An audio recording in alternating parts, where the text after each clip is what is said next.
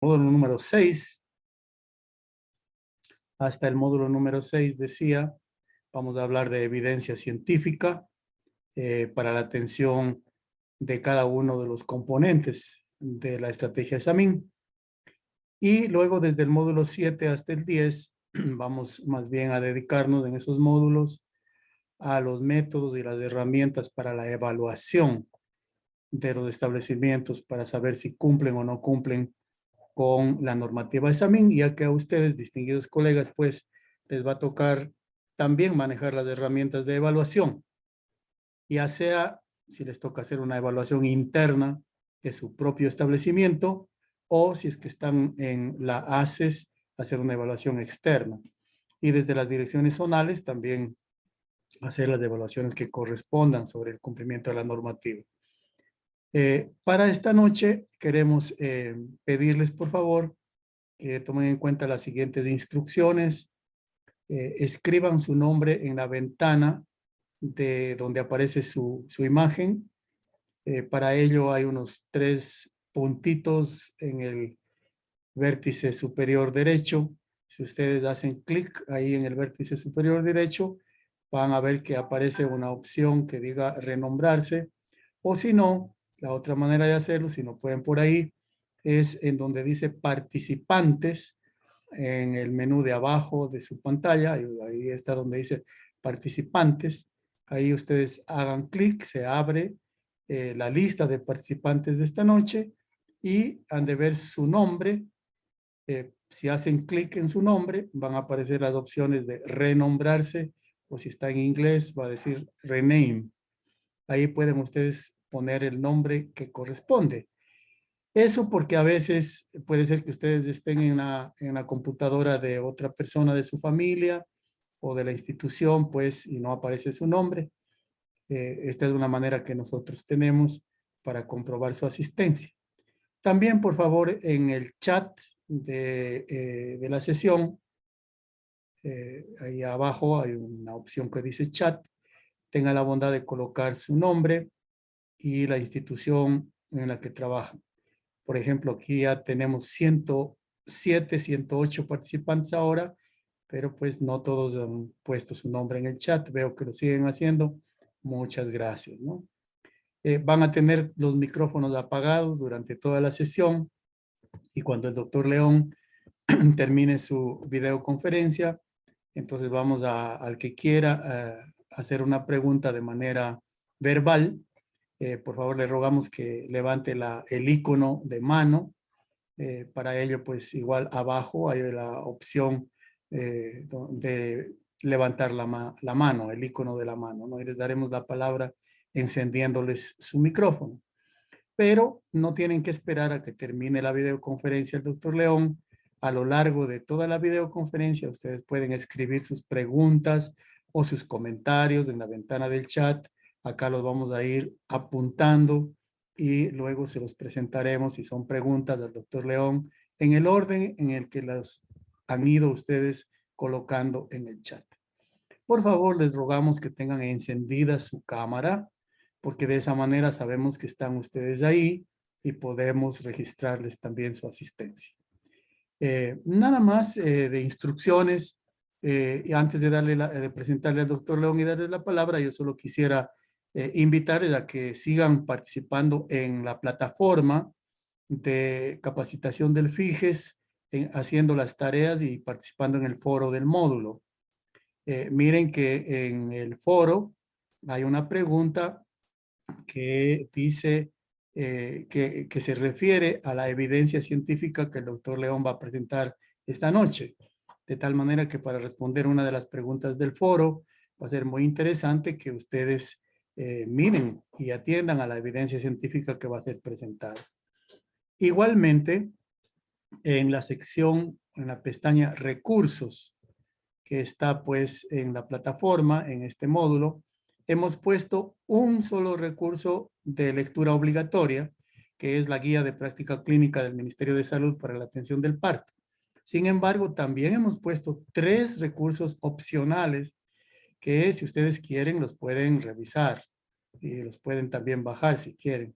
Esos recursos se refieren a lo que es la atención humanizada del parto. Uno de esos materiales se refiere, por ejemplo, a irrespeto y maltrato durante el parto. Y luego, cuando ustedes hagan la tarea, van a ver que la tarea les pide que comenten sobre lo que ustedes entienden por parto humanizado. Entonces, estos recursos opcionales que están en la pestaña del mismo nombre, en la plataforma, les pueden servir también para realizar su tarea. Y con eso, pues, nada más de introducción, y ahora sí tengo el enorme gusto de traerles nuevamente, al igual que la semana pasada, y agradecerle muchísimo la presencia del doctor Wilfrido León Valdivieso, quien nos va a dar la charla de hoy. El doctor Wilfrido León es médico cirujano por la Universidad Central del Ecuador y es especialista en ginecología y obstetricia con una subespecialidad en psicoprofilaxis obstétrica y maestría también en educación parvularia. El doctor Wilfrido León es profesor de farmacología clínica en ginecología y obstetricia en la Universidad Central del Ecuador. También es profesor de ginecología y obstetricia en la Universidad Internacional del Ecuador y en la maestría de salud sexual y reproductiva de la Universidad Central del Ecuador. El doctor León tiene muchos años, casi 10 años de experiencia en el sector público, trabajando en la maternidad Isidro Ayora de la ciudad de Quito, y también tiene una destacada experiencia en el sector privado en el campo de la psicoprofilaxis obstétrica. Así que con muchísimo agrado y con mucho agradecimiento les presento al doctor León para la charla de hoy. Y con eso, pues, Willy, con muchísimo gusto te cedo la palabra y dejo de compartir. Adelante, por favor.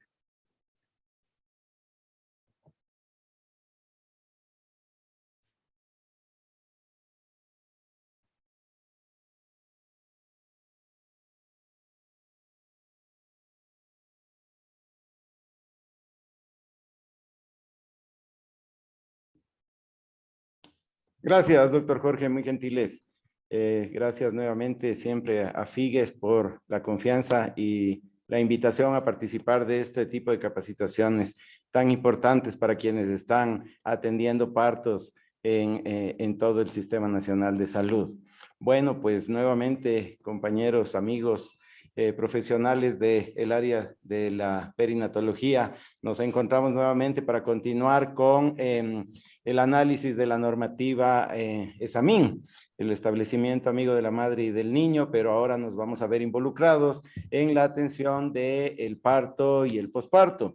Como ustedes recordarán, pues en la semana anterior trabajamos sobre el componente prenatal. Eran apenas 3 pasos, pero muy importantes, porque probablemente estos 3 pasos son los que fundamentan los 10 pasos que nos reúnen en esta noche. No se asusten de que van a ser 10 pasos y nos vamos a demorar el triple de lo que nos demoramos la semana anterior, porque estos son muy familiarizados con la práctica clínica probablemente, y además están todos muy relacionados, de tal manera que vamos a procurar que el análisis y las reflexiones que les quiero compartir, porque estas son las cosas que ustedes están haciendo en el día a día, pues se vean reforzadas y que ustedes cojan mucho más confianza para que en este proceso de validación y de certificación que ustedes van a tener de sus establecimientos de salud, pues efectivamente salgan extremadamente convencidos de que lo que ustedes están haciendo efectivamente es una verdadera amistad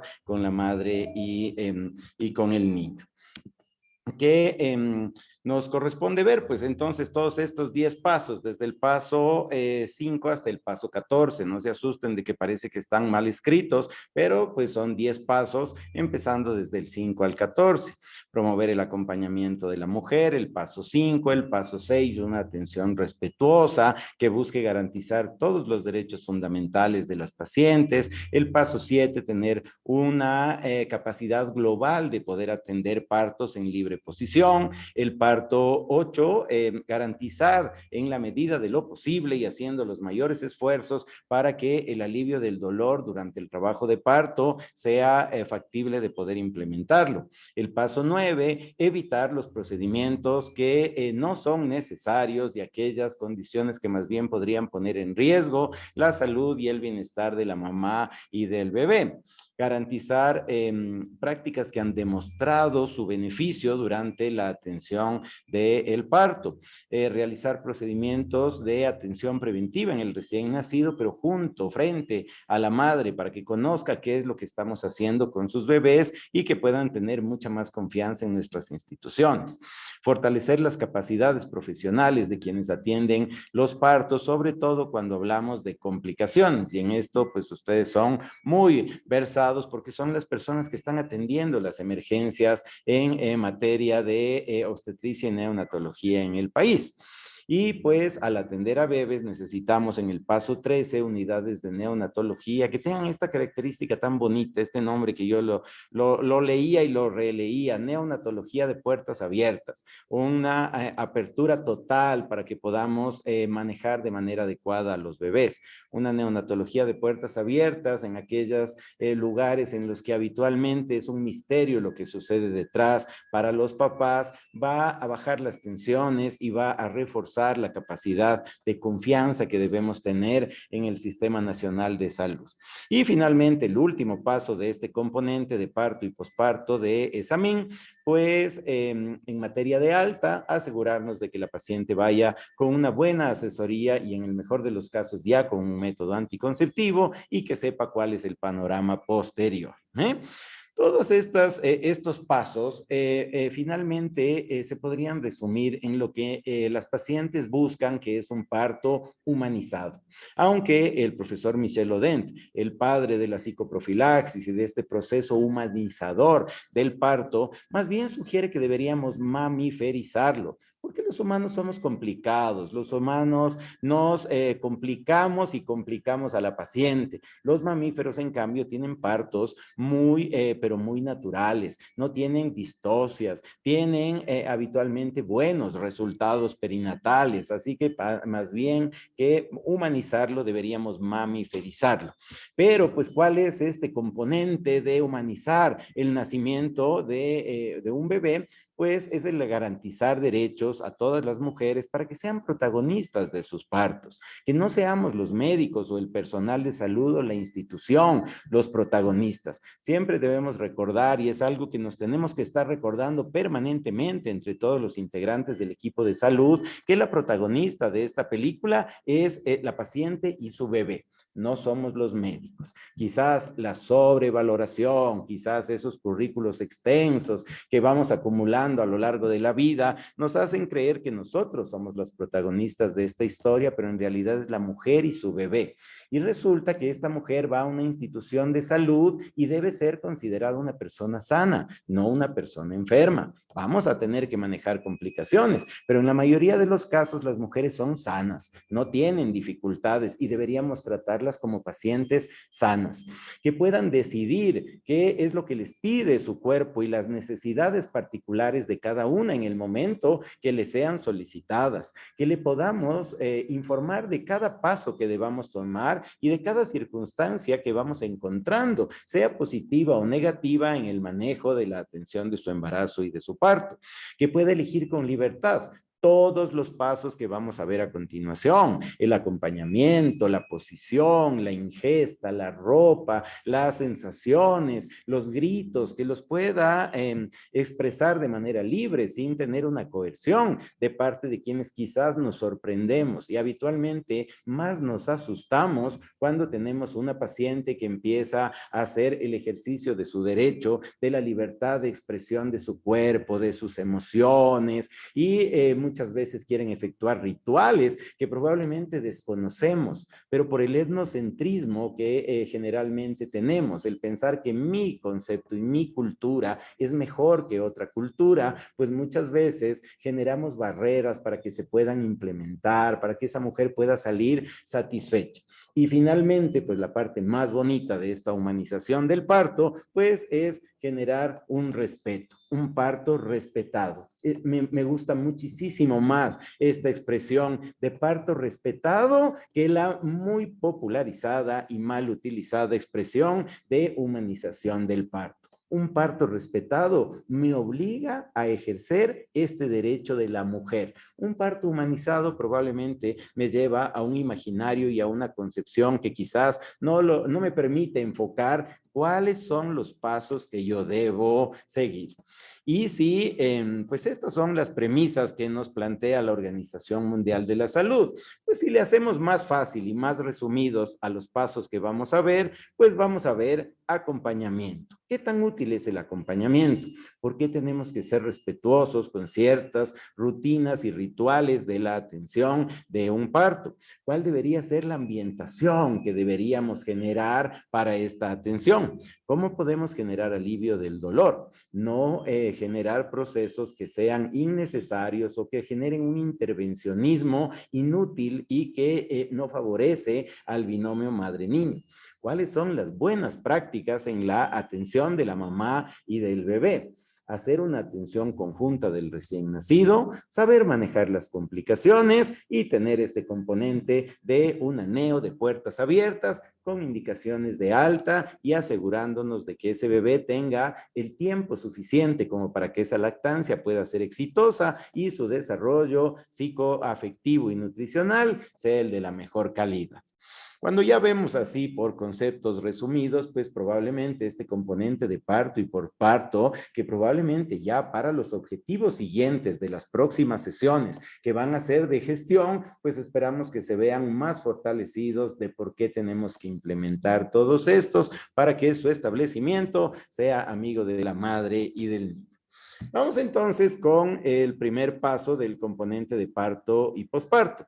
El paso 5. El establecimiento de salud debe promover el acompañamiento de la mujer durante la labor de parto, parto y posparto por una persona de su elección. Miren que empezamos a hacer el ejercicio de derechos. Vamos a tener que proponerle a la paciente si la paciente desea o no desea tener un acompañante. Generalmente los procesos difíciles de la vida, tanto las alegrías como las penas, pues uno siempre las quiere compartir, de tal manera que no cabe mucha explicación el poder pensar por qué tenemos que implementar el acompañamiento. Pues primero porque los proveedores de salud estamos ocupadísimos haciendo gestiones y acciones bioclínicas que probablemente nos distancian de la paciente y este distanciamiento es el que queremos limitar el momento en el que tenemos a alguien de su querer, alguien que esta paciente prefiere. Es por ello que la directriz de este paso es permitir el acompañamiento de la mujer durante el trabajo de parto, sea vaginal o sea cesárea, por una persona de su elección. La pregunta es, ¿será que somos capaces de garantizar esto en una cesárea? Probablemente para un parto vaginal estamos preparándonos de alguna manera, pero ¿será que nuestro establecimiento va a cumplir este acompañamiento en una cesárea? Probablemente empezamos a poner muchas barreras mentales cuando hablamos de una cesárea, porque quizás pensamos que el papá no va a colaborar, que más bien va a ser una carga para la institución, y probablemente tenemos que pensar que cuando hablamos de una cesárea, pues el criterio por el cual esta paciente va a tener un nacimiento quirúrgico ya de por sí le debe generar una atención supremamente importante a nuestra paciente, y es por ello que la presencia de un familiar de su afecto sea muy, pero muy necesaria y probablemente muy útil para todos los objetivos que vamos a tener. De todas maneras, este es un derecho y es por ello que la directriz nos dice, a excepción de que la mujer no lo desee. La mujer también está en la capacidad de decir, no deseo que nadie me acompañe, no quiero que nadie me acompañe, no tengo a alguien de mi confianza. No es obligatorio, pero es un derecho. Y como es un derecho, tenemos que buscar que se cumpla, no desmotivar la necesidad de poder acudir a este recurso que va a ser de extrema importancia para nuestra paciente. ¿Cuál es el punto clave de este? Pues en el pasado y a lo largo de la historia de la humanidad, las mujeres se han apoyado en el momento del nacimiento. Esto naturalmente se ha ido tergiversando y probablemente este apoyo continuo que buscamos en las mujeres se va perdiendo y se va diluyendo con la modernidad.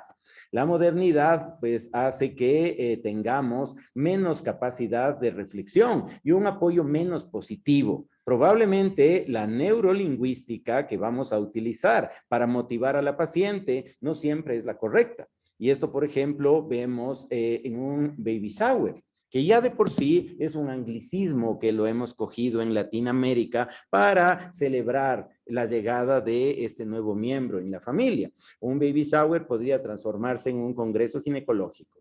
Hablamos de heridas, de sangrados, de complicaciones. La motivación para la paciente probablemente viene en términos negativos y eso es lo que vamos a tener que procurar dentro de este proceso de acompañamiento a nuestra paciente, no desmotivarle, hacerle pensar positivo. Es una tarea enorme. Miren el nombre que tiene: trabajo de parto, labor de parto. No es un asunto sencillo, no es un asunto fácil. Nadie podría decir que el tener que parir va a ser algo sencillo. Y es por ello que, cumpliendo con este derecho de la mujer, pues vamos a buscar el apoyo continuo. Y el apoyo continuo no solo del familiar, de su querer, sino también el apoyo del personal sanitario. Van a ver ustedes con unas cuantas diapositivas más adelante lo importante que podemos llegar a hacer en ese momento.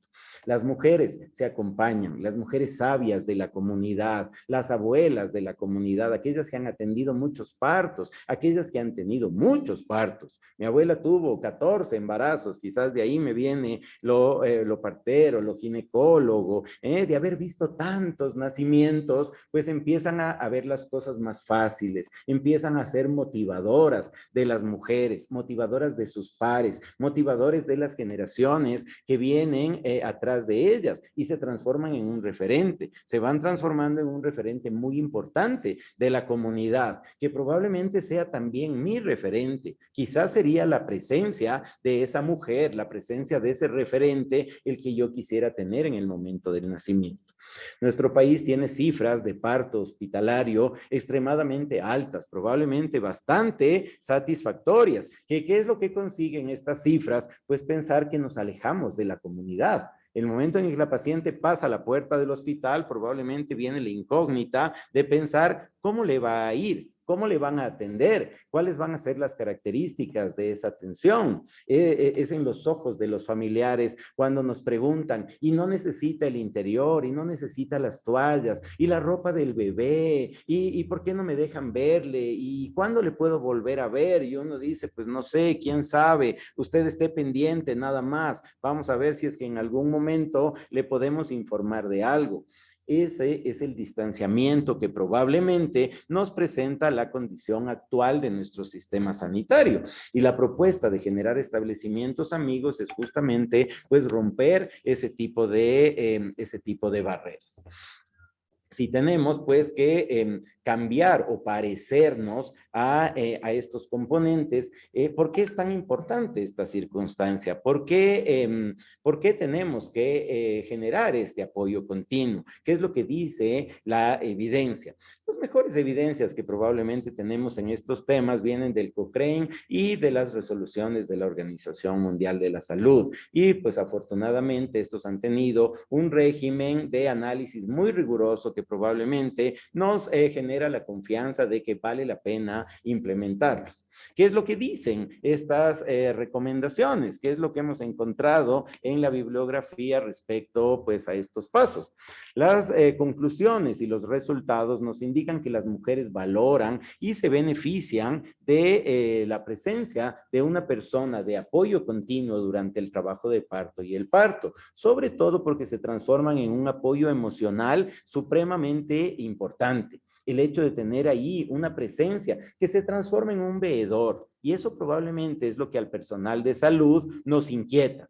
Nos preocupa. ¿Por qué? Porque tenemos a alguien que nos vigila nuestras acciones y es alguien que probablemente es muy objetivo. Es una persona que no está sintiendo dolor, está tenso, está asustado, pero no está sintiendo dolor. Entonces probablemente ve las cosas de manera mucho más neutral y quizás se da cuenta de que nuestro trato no es tan respetuoso, de que no generamos tranquilidad, de que probablemente en la rutina hospitalaria no somos respetuosos. Eso es lo que nos preocupa al personal de salud. Yo no quiero que alguien me juzgue, yo no quiero que alguien me vea, yo no quiero que luego alguien cuestione mis actuaciones, pero ese apoyo emocional, en cambio, que tiene la paciente es fundamental, porque nosotros no se lo podemos dar. Estamos haciendo acciones técnicas, estamos llenando historias clínicas, pedidos de exámenes, estamos viendo ecografías, nos estamos moviendo de una sala a otra, tenemos múltiples ocupaciones como para colaborar emocionalmente con la paciente. La sobrecarga que tenemos en los servicios hospitalarios ya nos hace pensar que, y nos debería hacer pensar, que esa persona de apoyo continuo, que es un familiar de la paciente, conoce a la paciente y le va a ayudar a afrontar el dolor que tiene, le va a ayudar a afrontar el temor que probablemente está teniendo nuestra paciente, le va a colaborar dándole sugerencias. Probablemente la sugerencia de quieres ducharte, quieres meterte al baño, quieres gritar, quieres llorar, quieres que te abrace, quieres que me calle, pues me callo, pero tiene alguien mucho más familiar con quien conversar. Los médicos, en cambio, somos muy distantes. Los médicos no nos vinculamos emocionalmente con la paciente. Nuestra formación técnica biofísica nos aleja de los sentimientos de la paciente. Y pues eso se compensa con la presencia del familiar. Es por ello que la idea de generar un establecimiento amigo del niño y de la madre es que esta madre tiene familia y esa familia nos puede ser de utilidad. Nos puede ayudar muchísimo en este proceso de control de nuestra embarazada. Además, va a dar información a la familia, lo cual también aligera el trabajo del personal de salud. Va a hacer un partícipe de esta información. Probablemente nos va a transmitir la sensación de nuestra paciente. Nuestra paciente podría ser bilingüe. Es lo que nos inquieta cuando atendemos a una mujer indígena y nosotros no hablamos quichua. ¿Cómo hablo con esta mujer indígena? Se comunican entre ellos. Y es parecido al lenguaje que utilizamos los médicos. Los médicos, entre médicos, hablamos técnicamente. La paciente no nos logra entender. Como la paciente no nos logra entender, pues efectivamente le estamos hablando en otro idioma completamente diferente. Pero eso también nos asusta a quienes hacemos parte del personal de salud. ¿Qué estará diciendo la paciente? ¿De qué estarán hablando en su idioma? Pues resulta extraño, resulta curioso. Y esa es la parte del chip que tenemos que cambiar. Tenemos que darle la vuelta a esa mala interpretación de que eso hace que quizás entre la familia estén pensando en otras circunstancias o cuestionando nuestras actuaciones médicas. Al contrario, se va a transformar en un interlocutor que quizás nos logra transmitir la sensación de la paciente. Una paciente que está agobiada, cansada, adolorida, asustada, con una serie de sensaciones que le están agobiando y que al tener un interlocutor que le conoce, que sabe leer su cuerpo, que sabe leer las señales orgánicas, corporales, físicas de la paciente, pues deberíamos verlo de la manera más favorable.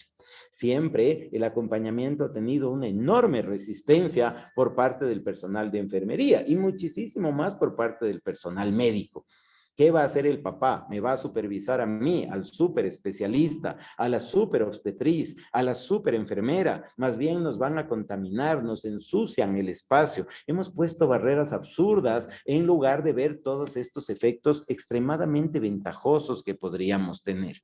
Estos cuidados y esta asistencia en el apoyo continuo mejoran los procesos fisiológicos del parto porque reducen las tensiones. En este momento el sistema neurovegetativo de nuestra paciente se pone pone en acción y eso hace que se bloqueen muchas sensaciones y muchos entendimientos. Muchas pacientes por ese motivo pierden el control, empiezan a gritar, piden que les hagan cesárea, insultan, gritan, se quieren bajar de la camilla y ese probablemente es el momento en el que todo el personal de salud pues le quiere mandar a la comunidad que vaya a dar a luz con la partera, con la comadrona, porque nos está cambiando nuestro esquema bien enfocado de cómo debería llevarse una labor de parto. Pues la persona de su apoyo es la que probablemente va a ayudar a tener el control de estos sentimientos, le va a ayudar a tener más confianza en sus propias fortalezas y en la capacidad que tiene de poder dar a luz, independientemente también de los comentarios neurolingüísticamente mal enfocados del personal de salud. Recordarán ustedes y habrán escuchado, espero que no, pero si lo han escuchado, pues les resultará familiar, frases peyorativas de, así, ni mañana va a dar a luz, señora, puje bien, relájese, respire bien, se va a complicar su bebé y se podría morir. ¿Qué tipo de frases motivadoras pueden ser aquellas? Esas son las frases que probablemente en el proceso de formación, quien no conoce de Samin, las oye y si no sabe de esta estrategia, pues las va a repetir y perpetúa esta mala calidad de atención. Ustedes, en cambio, se transforman en referentes de sus instituciones, porque ustedes son los encargados de decir, eso no se dice, eso no se hace, eso no se repite y tenemos motivos fuertes para poder decir aquello, ¿eh? La necesidad de intervención de parte de los médicos y de las obstetrices va a ser menor el momento en el que tenemos un acompañante y eso indudablemente va a mejorar de manera impresionante la satisfacción y la experiencia que van a tener las mujeres. Puede mejorar muchos resultados para la mamá y para el recién nacido. Reduce la necesidad de intervención, mejora la satisfacción, no se han demostrado resultados adversos. Entonces, si finalmente pensaríamos que no sirve, pues tampoco hace daño. No nos hace daño a nosotros como personeros de salud, pero a la paciente le da una fortaleza impresionante. Si comparamos un parto sin compañía durante todo el proceso de embarazo, parto y posparto, frente al apoyo de un familiar o de la persona escogida por la paciente, la satisfacción que van a tener, la experiencia y la historia de vida que van a estar comentando, les va a estar involucrando a ustedes. Ustedes van a ser parte de esa historia. Probablemente no tenemos nombre, probablemente somos una figura en la historia para toda la vida de ese niño, porque esa mamá le va a seguir contando en cada cumpleaños cómo nació, cuál fue la atención de esa enfermera que le acompañó junto a su pareja, cuál fue el establecimiento en el cual se sintió cómoda, en el cual se sintió satisfecha, en el cual la experiencia fue satisfactoria. Miren que la presencia de una persona que no sea parte de la red de afectos de la mujer, el personal de salud, pero que pueda tener experiencia o que al menos haya tenido una modesta capacitación, y podríamos estar hablando de una dula, podríamos estar hablando de una partera, o yo me imaginaba frente a esta evidencia, pues no la puse porque esta es una evidencia, pero yo me imaginaba una dula, una partera o un interno. Un interno o una interna de obstetricia, de medicina o de enfermería hacen esta tarea afectiva. El médico tratante se alejó de los afectos y ahora es más adepto a lo administrativo, a lo técnico. Pero los chiquitos, el personal que está en proceso de formación, esa es la parte afectiva de la sala de partos. Es quien le pregunta a la mamá qué va a tener, cómo se llama su otro hijo, qué nombre le va a poner a este bebé. No falta el interno que hasta le dice, póngale mi nombre combina con ese, y generan ese proceso de afecto, ese proceso amistoso que buscamos en esta parte. Quizás ustedes son técnicos, que ustedes son gerentes, que ustedes son la parte directriz de su servicio. Pues ustedes tienen que tener ese componente y felicitar a aquellos que presentan ese tipo de características. El reto, pues la investigación futura debe explorar de mejor manera cuál es el mejor apoyo continuo que deberíamos tener en los diferentes contextos. Podría ser muy diferente tener este acompañamiento en un hospital que tiene alta población indígena. Y hemos colaborado con Otavalo, con Cotacachi, con Cayambe, en experiencias extremadamente satisfactorias y exitosas, pero que siempre corren de manera periódica el riesgo de caerse precisamente por esta falta de apoyo gerencial que podemos tener. Imagínense si alguien medianamente capacitado genera un efecto positivo sobre el desarrollo de esta labor de parto. Imagínense si somos los médicos los que nos involucramos en este proceso. Ya lo decía Hipócrates miles de años atrás. Muchos enfermos se curan solamente por el hecho de que un médico los escuche. El proceso de curación no solo involucra la parte farmacológica, la parte técnica, sino también la parte de la sanación. Esta es la parte que hace la partera. La partera no cura, la partera sana. El acompañante mejora estos procesos y pues los estudios de investigación al respecto nos indican que se fortalece el vínculo afectivo, que se reducen los síntomas de la depresión posparto, disminuye la ansiedad, el estrés y el temor durante los diferentes momentos de la atención obstétrica. La tranquilidad y la autoestima se elevan en las pacientes, se le genera mayor seguridad de sus capacidades para salir adelante con este embarazo y el parto. Se previene la mortalidad infantil porque vamos a tener menos temor y la triada de la psicoprofilaxis es temor, tensión y dolor. Si tenemos dolor, pues vamos a tener menos posibilidad de tener un parto vaginal, pero si tenemos un acompañante, la probabilidad de parto vaginal aumenta. Se reduce por ese motivo la necesidad de un intervencionismo con fórceps, con ventosas extractoras y la necesidad innecesaria de realizar una cesárea. Facilitamos por ese motivo definitivamente el proceso del nacimiento. La vivencia y el acompañamiento mutuo que van a tener estos padres en el momento del nacimiento de su bebé genera un vínculo parental muy favorable. Estrecha los lazos familiares, se genera una valorización de la mujer, porque quizás un hombre que hace décadas atrás solamente esperaba atrás de la puerta del quirófano a que le digan que cuántos niños fueron y qué sexo tiene el bebé, mientras fumaba puros y destapaba coñac o champán, pues eso cambia el momento en el que un hombre ve la capacidad física, emocional, psicológica que puede llegar a tener una mujer. Se adquieren nuevos conocimientos, se va a tener mejor responsabilidad sobre la pareja, sobre la familia. El momento en el que ven que este proceso es tremendamente exigente y que las mujeres lo sacan adelante con un enorme esfuerzo, vamos a estar fortaleciendo la capacidad de que al alta podamos tener una anticoncepción mejor aceptada. Se contribuye entonces a una paternidad participativa y afectiva. Quizás la persona de su querer en alta posibilidad podría ser la pareja. A veces uno se imagina, debería ser la pareja. Deberíamos exigir que la pareja entre. Pues no, la persona que tiene que ingresar a todos estos procesos es la que la paciente elija. No es mi preferencia, no es mi pensamiento etnocéntrico el que tiene que fundamentar este acompañamiento.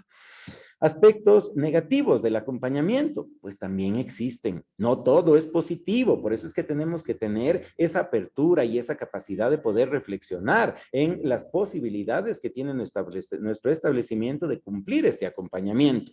Cuando en esta investigación se realizó una encuesta posparto y 6 meses posparto a las parejas, pues se encontró que los hombres tenían un temor y una angustia como recuerdo inmediato de la experiencia del acompañamiento, pues también bastante inquietante. Muchos se sentían desamparados, impotentes. La experiencia resultó de alguna manera traumática porque no sabían qué es lo que tenían que hacer. Tenían sensaciones de que eran intrusos en esa sala de partos porque nadie les indicó cuál era su rol, cuál era esa capacidad fundamental que tenían de apoyo. Y por ello, la excitación emocional que tenían no permitió que en muchos casos pueda ser muy satisfactorio este acompañamiento. Tampoco es que vamos ni a santificar estos pasos, ni tampoco los vamos a satanizar, no los vamos a polarizar. Sin embargo, pues no hubo estrés postraumático, ¿eh? Así que tampoco les vamos a tener demasiada consideración a los acompañantes masculinos. Sufrieron un poquito, pues probablemente no tiene punto de comparación con la experiencia psicoafectiva de las mujeres, pero este acompañante tiene que ser positivo. Si no me va a ser de utilidad, pues sería bueno tener un backup. Tener una alternativa, quizás es una hermana, quizás es la prima, quizás es la amiga, quizás es la mamá, capaz que no es la suegra, capaz que en algunos casos sí, no necesariamente tiene que ser la pareja, ¿eh? La exclusión del hombre por parte de las instituciones fue muy importante. El personal de salud no les tomó en cuenta, no les hizo participar, les hizo sentir que la cultura era distante en el momento de esta participación. La desigualdad de género fue definitivamente un limitante para que este acompañante pueda tener una participación mucho más positiva y efectiva en la vida de esas mujeres que estaban participando como parejas. Las mujeres en muchas ocasiones tampoco querían que sus parejas estuvieran presentes porque les daba pudor, les daba pena pensar que sus partes íntimas estén al descubierto, de que vean el cambio que probablemente se podría generar en sus cuerpos luego del nacimiento, y ahí entran todos los mitos urbanos que probablemente nos alejan de una sexualidad saludable. Muchas parejas, muchas mujeres por ese motivo seguramente van a decir, no quiero que mi pareja pase, prefiero otra persona, capaz que prefiero otra mujer.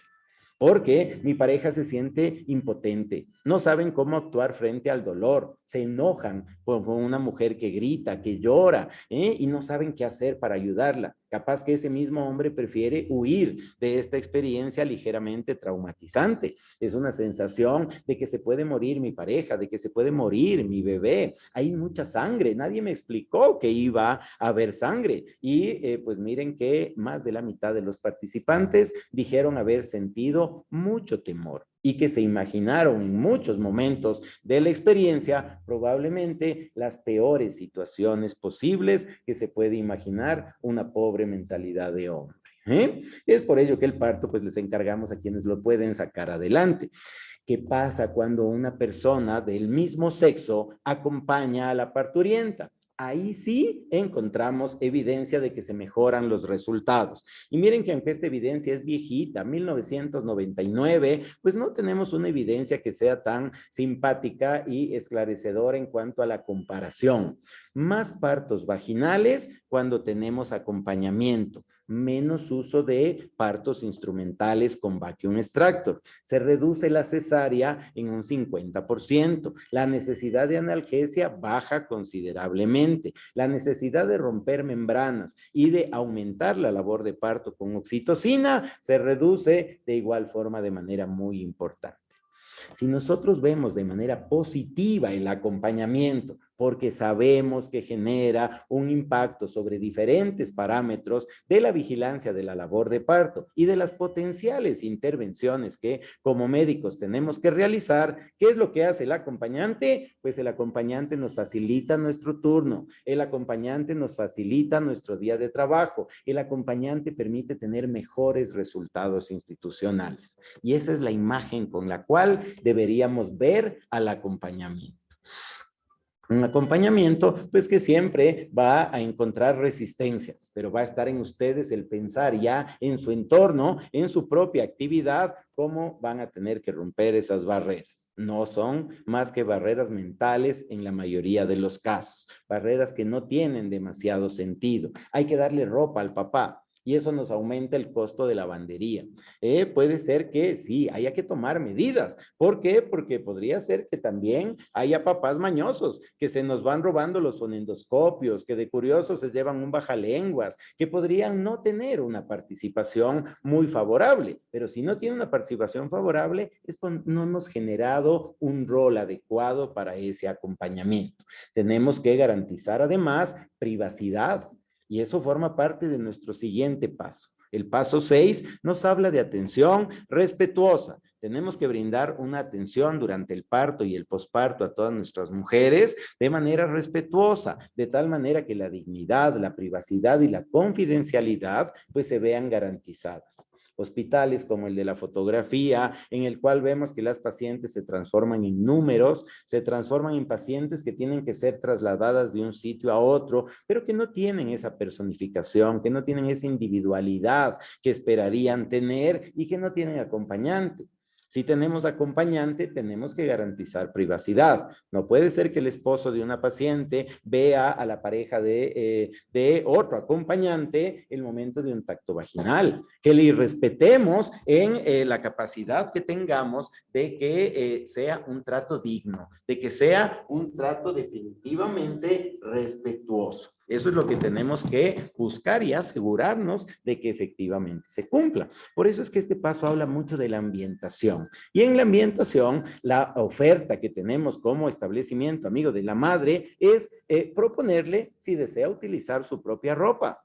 La propia ropa de su localidad, de su cultura. Probablemente ahí es donde más se debe implementar esta directriz, porque probablemente las mujeres mestizas saben que van a llegar al hospital, han ido a la consulta externa, se han puesto bata, de alguna manera saben la exposición corporal que generan este tipo de vestimentas que nos dan muchas facilidades para poder poner sueros, para generar intervenciones. Siempre los médicos queremos estar un paso delante de la complicación, como es nuestro rol, pero para ello queremos facilidades y probablemente la bata está diseñada para poder hacer tacto vaginal rápido, para que la paciente esté sin interior, pero muchas pacientes por ese motivo se alejan de nuestro establecimiento, porque yo preferiría dar a luz con la partera, con la comadrona, en mi localidad, donde no me hacen tacto, donde no me violentan, donde conocen mi preferencia cultural, mi preferencia alimenticia.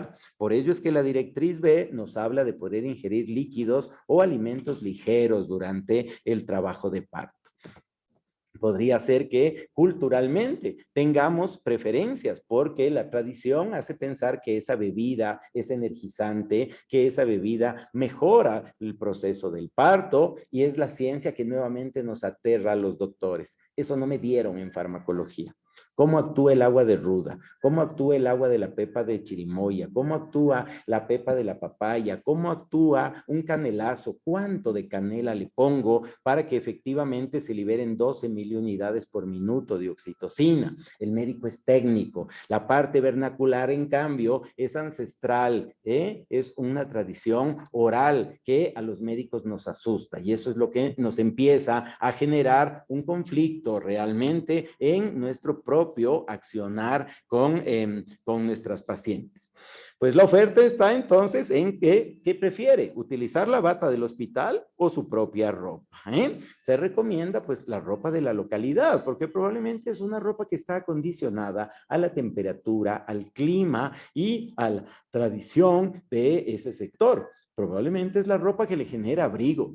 Es lo que nos genera problema cuando queremos examinar a una paciente que tiene que sacarse la reata, que tiene que desenrollarse 2 metros de falda. Entonces es la obstetriz, el médico que se angustia y dice: yo tengo solo 20 minutos para atenderle. Rápido, apúrese, apúrese, me va a demorar la consulta. ¿Por qué vino tan vestida? Cuando nos estamos oponiendo probablemente a esa tradición. Es un derecho de la paciente. Y pues en esto tenemos una recomendación de buena práctica. Probablemente hacer una investigación doble ciego entre quién se puso anaco y quién dio a luz con bata de hospital y qué tipo de bata, abierta a un costado, atrás o delante, probablemente no la vamos a encontrar. Pero al escuchar esta propuesta, pues uno dice: es lógico hacer esta oferta, va a ser mucho más favorable. Obviamente tenemos espacios semiestériles en la sala de partos, estériles en el quirófano, entonces lo que tenemos que asegurarnos es que de alguna manera la ropa que va a utilizar la paciente y su acompañante pues deban ser limpias. Esta es la parte que conflictúa a la auxiliar de enfermería, a la enfermera, a la jefe de servicio. ¿Por qué? Porque dicen: pero ¿y cómo van a entrar? ¿Con qué zapatos van a entrar? Vienen de la siembra, van a venir con lodo, van a venir con tierra. Este sector es lluvioso, tenemos zonas pantanosas. No me gusta el acompañamiento, no me gusta esta participación. Me gusta más que la paciente esté sola, porque entonces la podemos manejar más fácil. Un error conceptual. Ese es el chip que tenemos que aprender a cambiar, y es la invitación a que ustedes se transformen en referentes. ¿Por qué nos asusta la ingesta de líquidos? Pues la ingesta de líquidos nos asusta por el potencial riesgo de que esa paciente genere una distocia y que tengamos que hacer una cesárea de emergencia. ¿Qué es lo que hacen los anestesiólogos? Pues inmediatamente preguntan, ¿cuándo comió? ¿A qué horas comió? No le puedo dar anestesia. Pero el bebé se va a complicar, la mujer se podría morir. Pues yo no le puedo dar anestesia porque la paciente puede vomitar. Ese probablemente es un médico anestesiólogo que no ha tenido un proceso de capacitación actualizado. Este problema que existe, que no lo podemos desatender, es el síndrome de Mendelssohn. El síndrome de Mendelssohn es la aspiración de jugo gástrico o de contenido alimenticio del estómago hacia las vías respiratorias, provocando un proceso neumónico. Y esto se ve en pacientes encamados, en pacientes debilitados, en pacientes obstétricas y en pacientes geriátricos.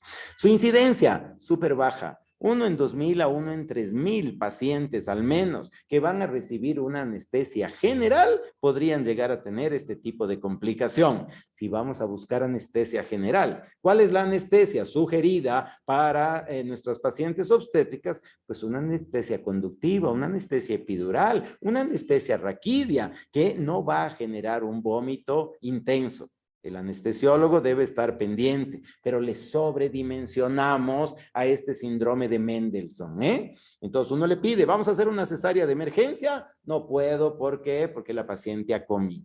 Un asunto ridículo. ¿Por qué? Porque el anestesiólogo está pensando en la complicación y en la cantidad de medicamentos que probablemente va a tener que utilizar si la paciente aspira.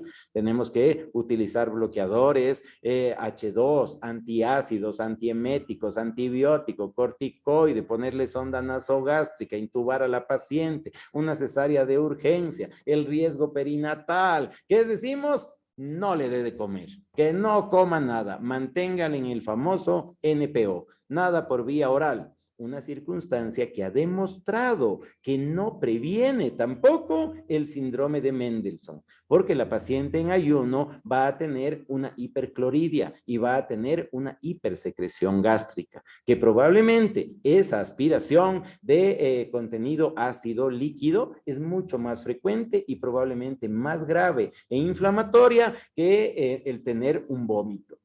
Por ello, tenemos que cambiar el chip en este paso 6 y en esta directriz, favoreciendo la ingesta de líquidos que la paciente prefiera. ¿Cuál es el que ella prefiere?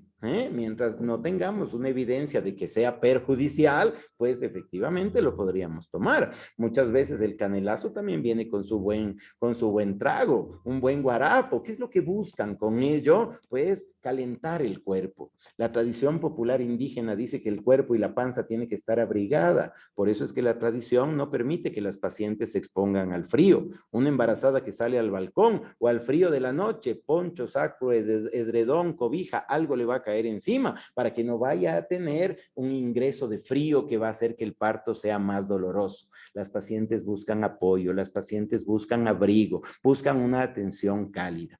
Y si a eso le sumamos el siguiente paso, la libre posición, pues entonces tenemos que buscar que las pacientes puedan deambular libremente. Y esto es algo que también a los médicos nos aterra, porque a los médicos nos gusta saber cuál es el espacio de cada paciente. El alto riesgo obstétrico para acá, el riesgo obstétrico más bajo para acá. Las pacientes no tienen identidad, las pacientes tienen diagnóstico. Usted es la paciente de los gemelos, usted es la paciente de la ruptura de membranas, usted es la paciente que está con fiebre. Si estas pacientes empiezan a caminar dentro de la sala de partos, yo ya perdí esa identidad.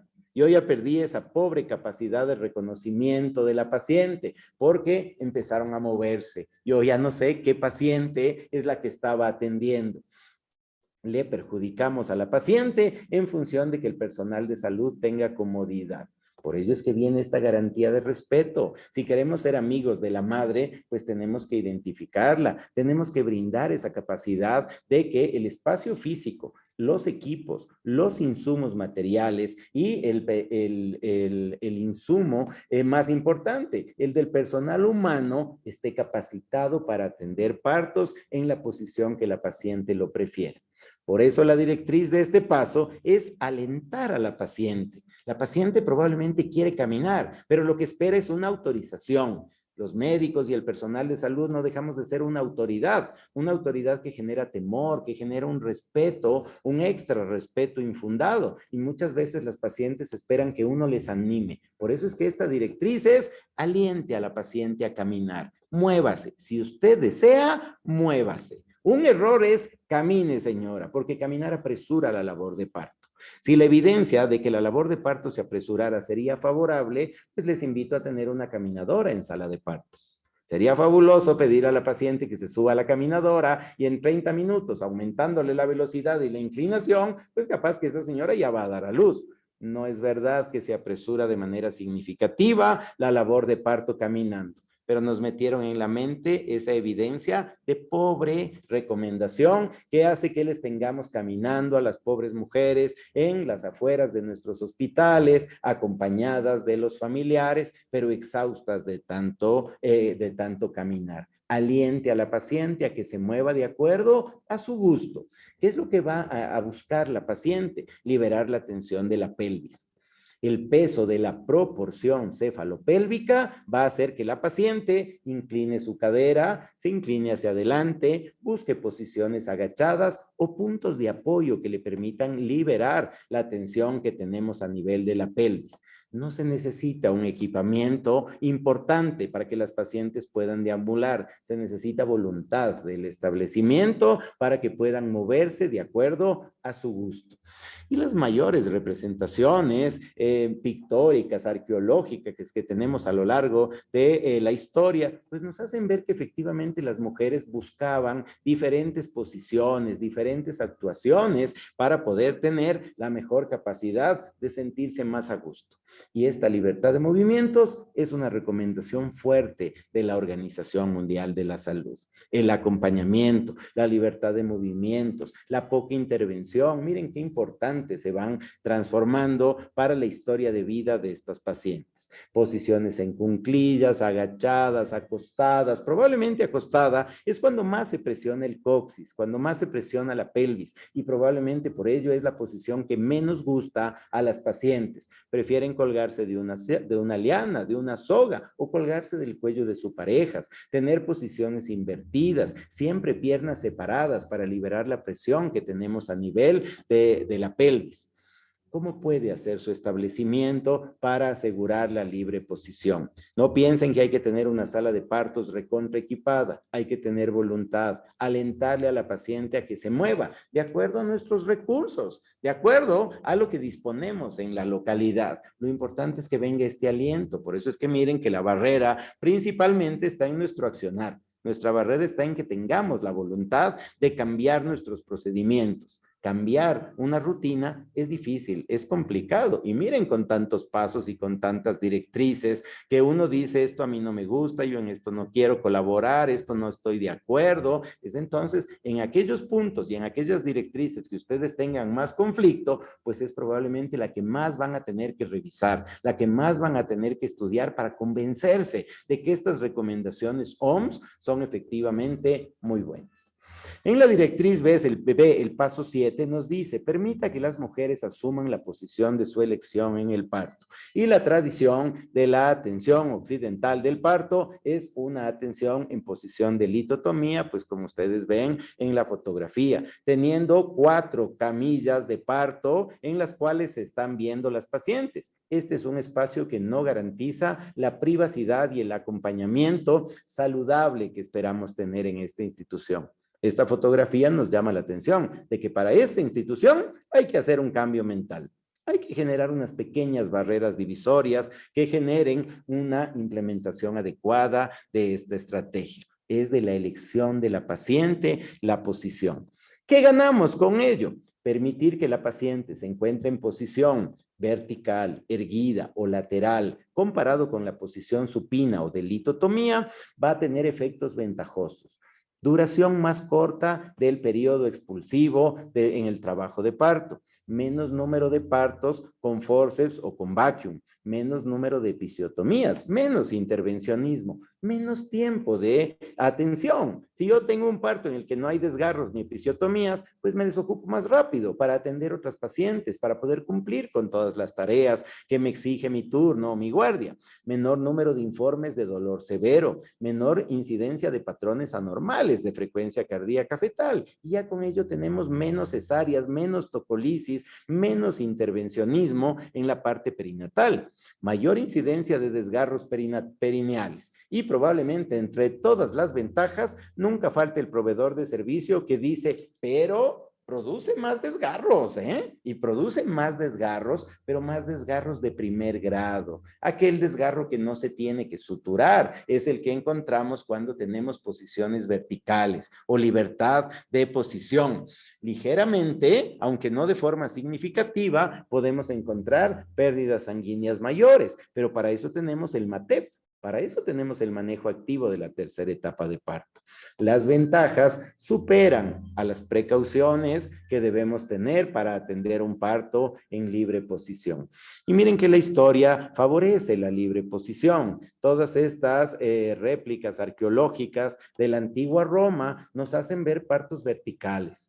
Mujeres que utilizan una silla de partos, como la encontrada en el bajo relieve de Ostia. Mujeres que tienen una especie de sillón. Y miren, este médico que tiene en sus manos una especie de tenazas. ¿Será que ya tenían los antiguos romanos forceps? Y no fue Morisot en Francia quien nada más tuvo que popularizarlo. ¿Será que Morisot logró ver este bajo relieve y se inspiró en aquello, utilizando a una mujer en posición vertical, en un sillón? Miren que la fotografía de la extrema derecha nos habla probablemente de un sofá, una paciente más acostada que verdaderamente reclinada. ¿Cuál es el truco para atender un parto vertical? Que la paciente me vea a los ojos.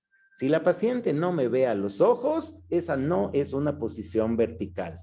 Puede estar en una posición de litotomía, pero podría ser una posición de litotomía muy vertical que va a favorecer la respiración. Podríamos tener sillas de partos. Y miren que ya en la antigua Roma teníamos sillas en forma de herradura que permitían que las mujeres puedan tener un punto de apoyo, pero además una manera fácil de que el producto pueda salir y pueda ser atendido. Percátense ustedes de estas placas de marfil y de piedra, ¿dónde está ubicado quien atiende el parto? Quien está apoyando el proceso de parto tiene que ir al piso, tiene que agacharse. Voy a retroceder una para que miren ustedes dónde está la obstetriz, dónde está el médico, dónde está el acompañante. El momento que el médico se hace intervencionista, pues parece que sube de nivel y empieza a ejercer una autoridad innecesaria. Si nosotros somos personal que atiende partos, pues tenemos que estar al pie de nuestras pacientes. Esa es la libre posición. Mientras se puedan agachar, atiendan partos en libre posición. Yo todavía puedo atender un parto en libre posición. Ya llegará el día en el que la columna, la artritis, la vejez no me deje, pues tendrá que ser mi backup, mi personal de asistencia, quien, bajo mi atenta mirada y enseñanza, pues atienda un parto en libre posición. Pero pues, mientras ustedes puedan ir al piso, ese es el éxito de la libre posición, el verdadero rol que debe tener el proveedor de servicio. Ya para la Edad Media y para la parte contemporánea, miren que no hemos cambiado. El parto sigue siendo el mismo desde hace millones de años. En este planeta hemos parido de la misma manera y de la misma forma siempre. Lo que hemos hecho es aumentar un intervencionismo innecesario. Esta vasija probablemente es una de las vasijas más famosas de la parte obstétrica y pues es de la cultura mochica en el norte del Perú, muy cercana a nuestra tradición inca. Este es un parto en silla con acompañamiento y matrona. Miren lo sabio de nuestros ancestros. ¿Cuál es el rol del acompañante? El tamaño del acompañante es menor que el de la parturienta, pero miren el de la partera. Miren el de la matrona, miren el del ginecólogo, el médico especialista, el médico familiar, la obstetriz, es pequeñito, porque su rol tiene que ser lo menos visible posible. Mientras menos visibilizamos nuestras actuaciones, más normal está siendo ese parto cefalovaginal. No se nos va a complicar si no somos intervencionistas. Y les voy a hacer notar que esta es una constante. El rol de la obstetriz, el rol del proveedor, muy limitado, pequeñito. No intenten ser las estrellas de la película porque no las somos. No somos las estrellas de esta película. Miren esta representación de la India. Vuelvan a notar cuál es el tamaño de la obstetriz. Entonces uno que va a decir, bueno, está pequeñita la obstetriz. Es porque ese es el rol que tenía. La obstetriz, la proveedora de servicio, es menos importante que el acompañante. Y el acompañante, siempre menos importante que nuestra estrella de la película, la mamá y su bebé. ¿De quién tenemos que ser amigos? De la mamá y del bebé. No somos nosotros los protagonistas de esta película. Si nos vamos al Ecuador, pues nuestras culturas ancestrales, la cultura Valdivia, la cultura Manta, también representaron al embarazo. La Valdivia, la feminidad, la belleza, los peinados, la voluptuosidad, también representaron siameses, también representaron las cosas que les llamaban la atención. Este parto, perdón, de la cultura mochica es un parto de cara. ¿Por qué lo graficaron? Pues porque ese niño nacía viendo al dios Sol. Una variedad de presentación occipito-sacra que probablemente ahora no queremos que se presente. Eso termina en una cesárea en nuestra realidad. Pero para los incas, pues ese era un privilegiado. Probablemente iba a ser alcalde, diputado, algún rol muy protagónico iba a tener, porque era un parto raro. Nacía mirando al sol. Por eso es que inclusive en un parto distóxico, el rol del proveedor de servicio tiene que ser muy, pero muy limitado. La sabiduría ancestral es la que se transmite en el acompañamiento, es la que se expresa el momento de la libre posición y solamente tenemos que tener la voluntad. Este colega se apasionó de la libre posición y su experiencia pues es impresionantemente satisfactoria en atención de partos. Miren este parto con 4 puntos de apoyo. Está con la bata de la institución. El doctor tiene los mínimos requisitos de bioseguridad. Guantes, lo estamos haciendo en la misma cama. El parto es limpio. Es un parto en posición invertida. Y ahí nos vemos en un conflicto, porque entonces uno dice, ¿y cómo le hago la episiotomía? ¿Para dónde corto? Me dieron la vuelta a la película. Eso es grave para quien está biopsicológicamente supeditado a una atención muy algorítmica. Necesitamos ingenio para la adecuación. No necesitamos un presupuesto enorme, que a veces es uno de los peros y una de las barreras que añadimos a la libre posición. Parto vaginal post-cesárea, pues es factible. Buscamos la seguridad de la paciente, pero también buscamos que los procesos fisiológicos pues sean los más adecuados.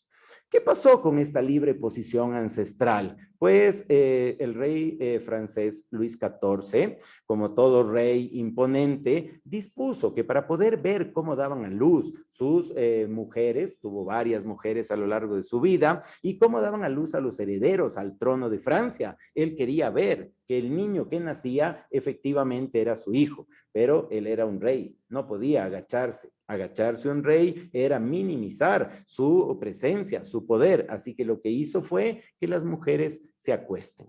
Si la reina paría acostada, pues lo que se llegó a pensar dentro de quienes éramos plebeyos, pues es, yo quiero dar a luz como la reina. Si la reina dio a luz acostada, pues yo también quiero dar a luz acostada. Se transformó en una moda y poco a poco los médicos franceses, grandes promotores de la tecnología médica, pues fueron incorporando cada vez más instrumentos obstétricos y más intervencionismo. Y es entonces cuando nos empezaron a meter en la mente que los médicos teníamos que estar ahí para evitar las complicaciones. Y para evitar las complicaciones teníamos que ser muy intervencionistas. La posición de litotomía ganó terreno en la historia de la atención del parto.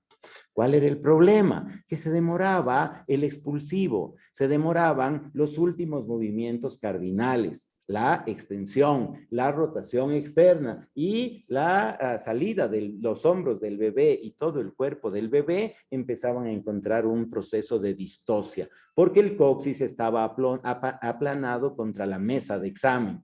Las pacientes sabiamente, cuando les atendemos en posición de litotomía, sacan la nalga fuera de la mesa de examen. ¿Qué es lo que les decimos equivocadamente? Señora, levántese, váyase hacia arriba porque se va a caer. Y el cuerpo de esa mujer lo que busca es liberar la presión del coxis. Por eso no hagan regresar a sus pacientes, asegúrenle el apoyo de sus rodillas o de sus piernas para que tenga varios puntos de apoyo, que se sujete de las agarraderas y que haga un esfuerzo de pujo a su ritmo. No hacemos pujos dirigidos tampoco, ¿eh?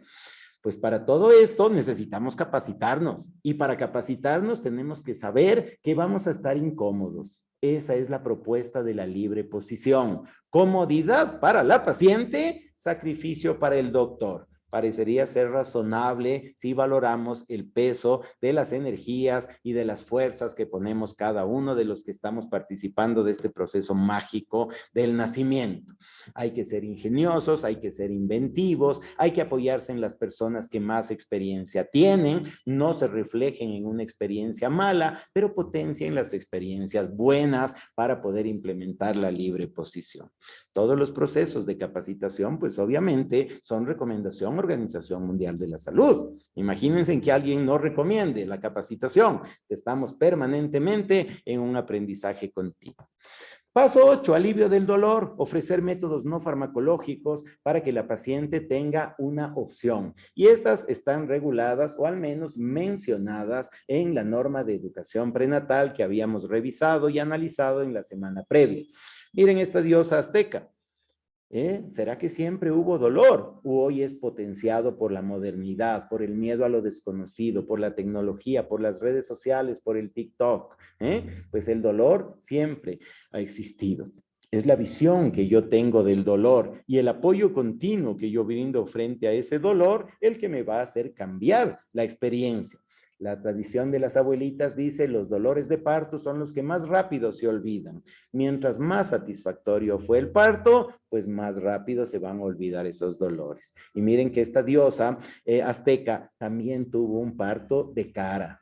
Miren a su descendiente, bastante grande, bastante cara de madurito, pero un parto de cara, probablemente un parto que no queremos tener en la actualidad. Por ello es que fue llamativo, fue representativo para estas civilizaciones originarias de la Mesoamérica. Dolor, siempre ha existido dolor. Y pues con el paso de los años y la cristiandad, pues nos complicamos tremendamente con el dolor porque tenemos que luchar contra la premisa. Parirás con dolor. No falta quien, siendo muy creyente dentro del equipo de salud, le lanza la maldición. Así se tiene que parir, con dolor, no hay que aliviar el dolor. Efectivamente, el dolor durante la labor de parto ha sido muy estudiado en los mamíferos inferiores. Si uno lee la Biblia de la obstetricia de Williams, cuando se hicieron las investigaciones con analgesia peridural en las ovejas rechazaron a sus crías cuando no sintieron dolor. ¿Será que eso sucede en la humana? Pues tenemos que pelear contra la premisa del Génesis. Multiplicarás en gran forma tus dolores y tus preñeces. Con dolor parirás a tus hijos. Probablemente parte del sometimiento de la cristiandad y del machismo hacia las mujeres, porque aparentemente las múltiples traducciones que ha tenido la Biblia, desde esos idiomas originarios, el arameo, y otros más, la traducción parece que dice parirás con esfuerzo, no parirás con dolor. Pero si el dolor existe, pues tenemos la capacidad de bajarlo, de hacerlo más aceptable, de que la experiencia sea satisfactoria. Es por ello que la directriz A y B lo que busca es brindar comodidad a la gestante, alivio del dolor y considere el uso de métodos no farmacológicos. Nuevamente nos viene un reto. ¿Qué métodos no farmacológicos? Yo prefiero ponerle un ramal, yo prefiero ponerle un ketorolaco, yo prefiero llamar al anestesiólogo para que le bloquee el dolor. Por eso, para este efecto, necesitamos personal capacitado que conozca la norma técnica de educación prenatal, que se familiarice, que se dé la opción de poder utilizar cosas que no hemos aprendido en nuestro proceso formativo formal. ¿Cuáles son ellas? Pues la libre posición, experimente con su paciente, permítase aprender de ellas. Técnicas de actividad respiratoria. ¿Qué es lo que hacemos nosotros? Respire, respire, señora, profundo, profundo, así como yo le digo, no como yo hago. Pues la técnica de respiración es respiren conmigo. Suelte despacio, pegue la lengua al paladar, familiarícense con las técnicas de actividad respiratoria. Musicoterapia, pero no es la música que le gusta al interno, es la música de la preferencia de la paciente. Tuve una experiencia cuando era tratante de la maternidad Isidro Ayor. En una noche y en una madrugada muy trabajada, el personal de enfermería puso JJ, una de las canciones más puñaleras y más tristes. Y en mi pensamiento absurdo, pues yo dije, pobre bebé, van a ser con una música popular, van a ser con una música de cantina, van a ser con una música triste. No me gustaría que mi hijo nazca con esa música. Luego de terminada la cesárea y que yo le felicito a la paciente y le doy el resultado y la evolución de la cesárea, le pregunto si tiene alguna novedad y que cómo se ha sentido. Y la paciente me supo abofetear, porque ¿qué me dijo? Doctor, todo muy bien, muchas gracias, pero lo más lindo, la música.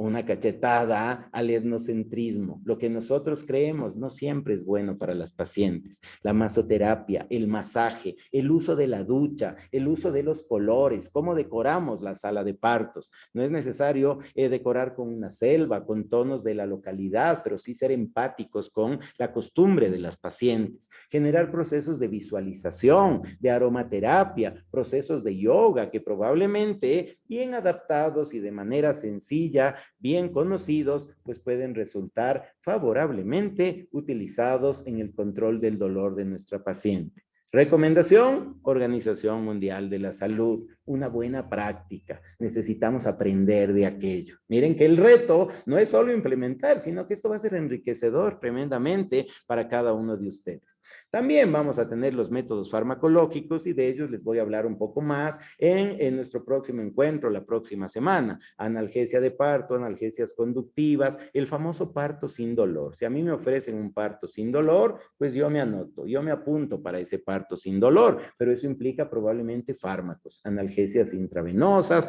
ya estamos hablando pues de intervencionismo. Y ese es nuestro paso 9. Un intervencionismo innecesario no es recomendado por ninguna institución de salud. Hay que evitar procedimientos invasivos y sobre todo que terminen en una cesárea innecesaria. De tal manera que tenemos que bajarnos del pedestal en el que tenemos al personal de salud.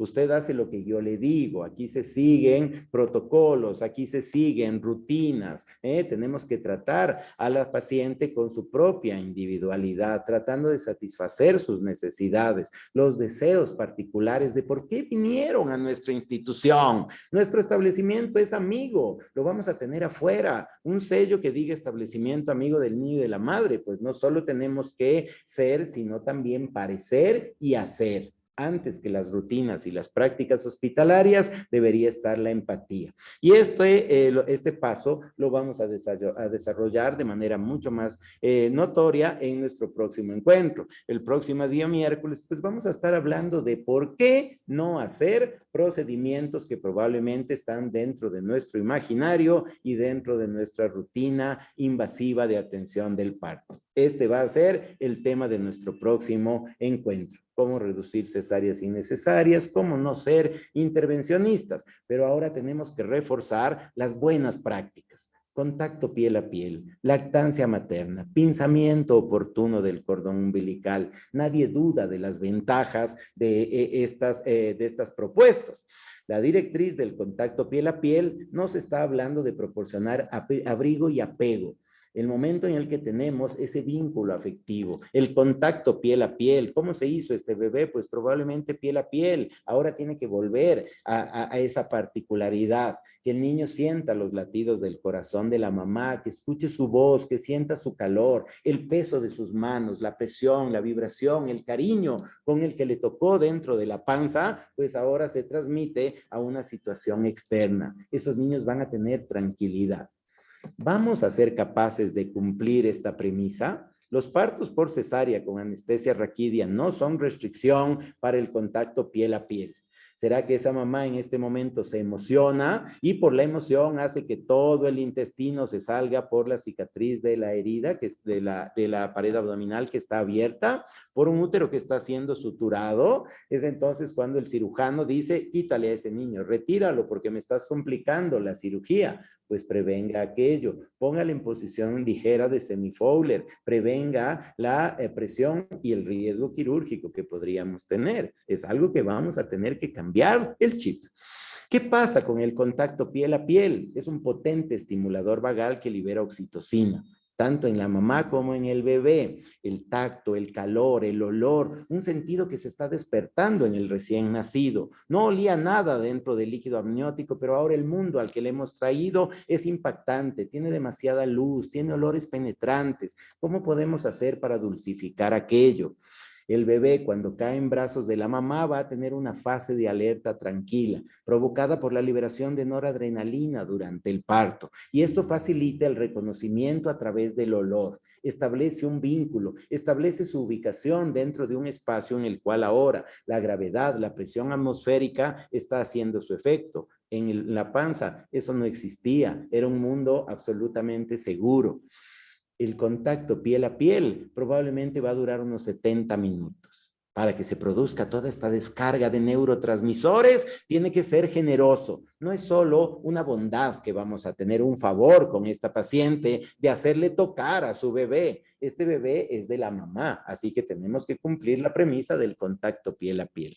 ¿Qué beneficios? Favorece la colonización del recién nacido por los gérmenes maternos. Los médicos somos estériles. ¿De qué le decimos? No le toque, señora, porque lo va a ensuciar, lo va a contaminar. Pero si esa señora luego se lo va a llevar y se lo va a llevar a su casa, pobre, con servicios básicos incompletos, que le toque es la mejor manera de que este niño empiece a colonizarse con los gérmenes que le van a tener que ser familiares. Disminuyen los niveles de estrés en el recién nacido, se reduce el cortisol y esto es el efecto que vamos a llegar a tener. Se regula mejor la temperatura. ¿Cuál es el truco del que atiende el parto para llevarse al bebé rápido? Me lo llevo porque se enfría. Pues ¿dónde está la mejor incubadora? En la mamá. ¿Dónde está la mejor regulación neuroendocrina? Junto a la mamá. ¿Cómo se controla la glucosa? Junto a la mamá. Contacto piel a piel, un efecto favorable en el vínculo, el tiempo de llanto se reduce, eso baja el grado de ansiedad, tanto en la mamá como en el doctor,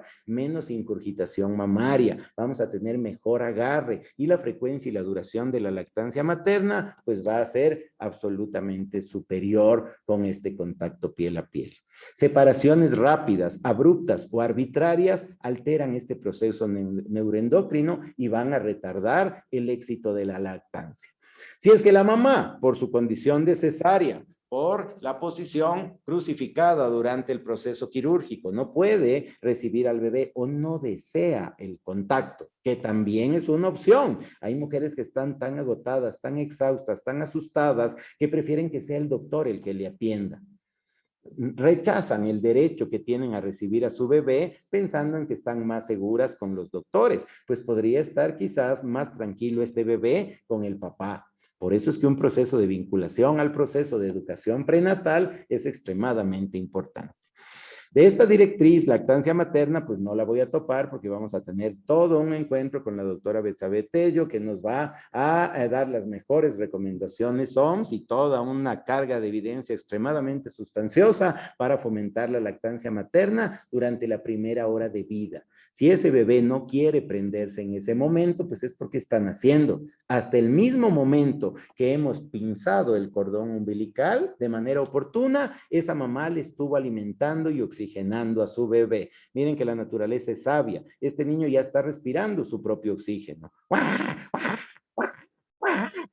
Y la mamá sabiamente le da 2 minutos extra de sangre, una sangre que le va a permitir no tener anemia en los 5 primeros años, una sangre que le va a permitir tener una capacidad de respuesta y de adaptación al mundo exterior supremamente importante. Por eso es que es una evidencia más que recontra demostrada con recomendaciones de enorme peso desde el año 2005 o antes, que sabemos que esto está más que bien fundamentado.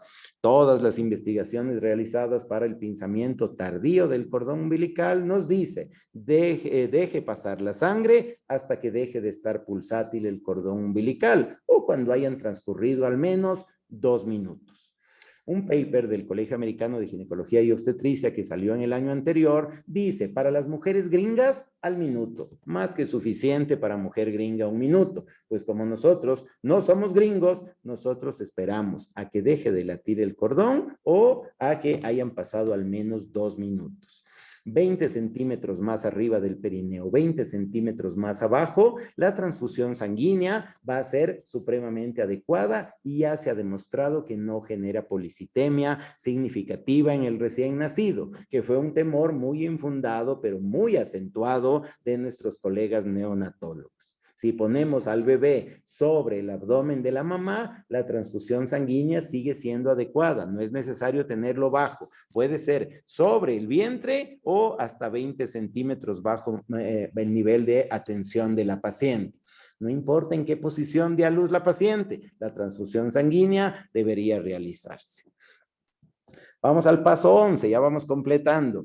Realizar los procedimientos preventivos del recién nacido frente a la madre, en conjunto con la mamá, para que vea que le hemos dado atención. Si la mamá nunca vio que un profesional de la salud le atendió a su bebé, si siempre se lo llevan para darle una atención, perdemos una capacidad educativa. Si ve que la señorita enfermera se lo lleva a otra habitación para abrigarlo, para cambiarle de pañal, para bañarlo, sin que yo lo pueda ver, pues estamos perdiendo un componente educativo y de autoatención a su bebé.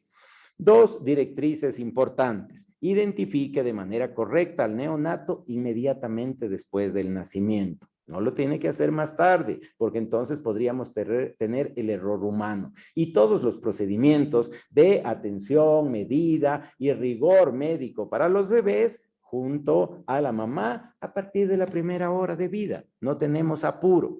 Con la identificación correcta del neonato, pues probablemente este es uno de los mayores temores que tienen las mamás cuando van a un hospital, que no me cambien el hijo. Le quieren poner una marquita, quieren llevar un marcador indeleble, quieren tener un sellito, ver alguna marca que haga que le pueda reconocer a mi bebé. Nacen rojos, morados, azules o pálidos. Y si se los llevan a otra habitación, pues luego regresan rosados.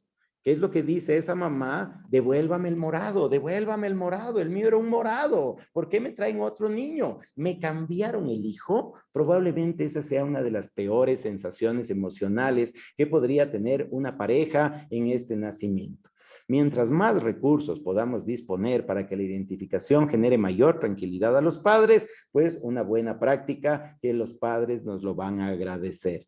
Brazaletes, podría ser mucho más sencillo por asunto económico, brazalete para la mamá, brazalete para el bebé, el mismo nivel de identificación, identificaciones por historia clínica, por cédula de identidad, podemos tomar huellas plantares, podemos tomar huellas digitales, no se requiere demasiada inversión, se requiere voluntad y capacidad de generar un proceso en el cual se genere satisfacción para los papás y tranquilidad para todos quienes estamos involucrados en este proceso.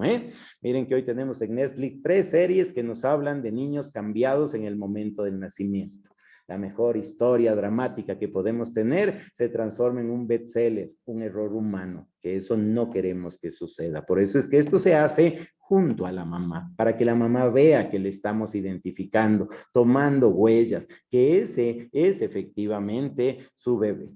No hay apuro para hacer los intervencionismos que son necesarios en el bebé. Estos han demostrado ser necesarios. Tienen recomendación OMS. No hay que interferir con el apego inmediato, con el inicio de la lactancia precoz, por tener que medir al bebé. No es importante. Quienes van cogiendo experiencia, solo de ver le dicen 2.860 gramos. Para eso se requiere curva de aprendizaje. Pero todo esto se hace junto a la mamá a partir de la primera hora y se transforma en un proceso educativo y de cuidado.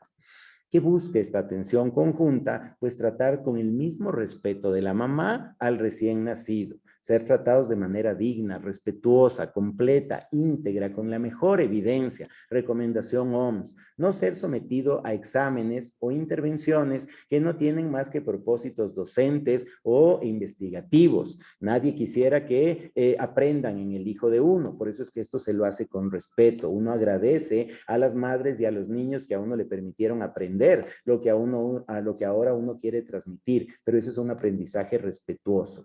La internación conjunta con la madre, pues es lo que nos promulga la Organización Mundial de la Salud. En manejo de complicaciones, poco en realidad, porque esto sería redundar en una capacitación que ustedes la tienen. Estar capacitados en las 3 principales complicaciones y emergencias que amenazan la vida de la mujer. Clave roja por emergencia obstétrica, clave azul por emergencia hipertensiva o clave amarilla por emergencia séptica de origen obstétrico, pues ustedes son expertos en aquello. Tenemos DER, tenemos claves, tenemos kits, que son los que tenemos que implementar en este proceso de capacitación, pero de pues poco que yo pueda aportar, porque ustedes conocen muy bien las causas de muerte materna que tenemos en nuestro país. Abran las puertas de la neonatología. ¿Para qué? Para que haya contacto entre el trinomio, que la familia sepa qué pasa con un recién nacido. Esto es extremadamente aplicable cuando el bebé se complica. Cuando un niño tiene alojamiento conjunto, pues no necesitamos neonatología. Necesitamos que la neonatología vaya a la cama de la mamá, pero eso nos cae mal. El neonatólogo no quiere moverse, la enfermera tiene pereza, no tiene un esquema, no quiere cambiar el chip de que tiene que salir de su espacio físico para generar mejores procesos de atención. Ese es el cambio de chip que les propone el paso 13, neonatologías de puertas abiertas. Permitir el acceso de la madre al área de neonatología. Si ese niño tiene que quedarse bajo fototerapia porque tiene incompatibilidad ABO, porque tiene incompatibilidad RH, porque es un prematuro que todavía requiere un HUD, pues ese niño requiere del apoyo de quien más le quiere, probablemente, de su mamá, de su papá, de su familia. Por eso quizás pues resulta al menos algo favorable dentro del proceso de esta adaptabilidad que se permita que una vez al día el padre o la familia puedan acceder a la neonatología. Pues permitan que las madres lleguen, pero les ponemos horario.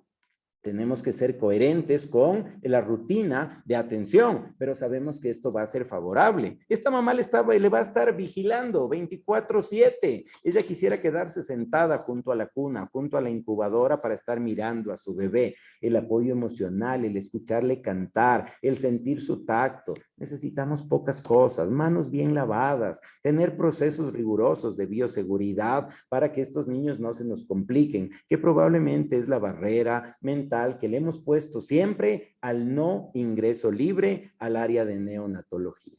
La información es fundamental, tanto para saber la condición de la mamá como la condición del bebé. Habitualmente, las demandas médicas se dan por una falta de información. Los pacientes dicen, si yo sabía que eso iba a pasar, pues no hubiera venido acá, hubiera venido más rápido, pero nadie me lo dijo, nadie me lo anticipó. Probablemente una de las experiencias más satisfactorias que he tenido yo en el proceso de formar personal sanitario que atiende partos es hacer que los médicos posgradistas salgan a dar el reporte a la hora de visita. Es hermoso sentir la sensación de la familia, una familia que a uno le agradece, uno no ha hecho nada más que su trabajo, un trabajo satisfactorio, pero esa familia a uno le pondera impresionantemente. Después de Diosito sus manos, doctor, imagínense, uno recibe bendiciones, uno recibe abrazos, uno recibe apretones de manos sucias, manos callosas, pero manos tan agradecidas del proceso de información simple que uno tiene que dar. Hay que utilizar nuevamente la neurolingüística. Muchos cambios de chip, colegas. Esos cambios de chip a veces saturan la capacidad que uno tiene de poder transformar el servicio, pero es absolutamente factible. Y nuevamente, pues la lactancia materna. Neonatología de puertas abiertas. Miren, sí, a la institución entran todos, los políticos, el de jefe zonal, todos entran con los zapatos que vienen pisando caca de afuera, entran a nuestras instituciones, sin medidas protectoras para ver si estamos cumpliendo. ¿Cómo no vamos a dejar pasar a la familia? ¿Cómo no vamos a dejar pasar al familiar del querer de ese niño y de esa madre?